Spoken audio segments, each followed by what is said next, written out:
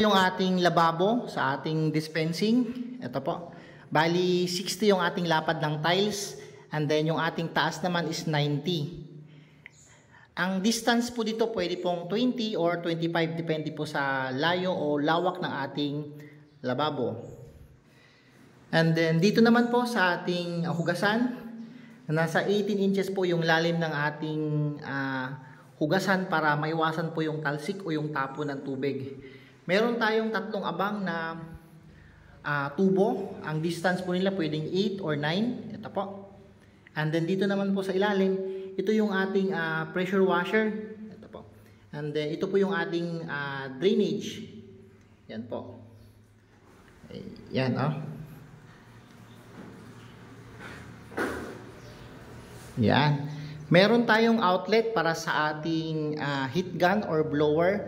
Pwede pong left or dito po sa right side. Yan. Ito po yung kabuuan ng area.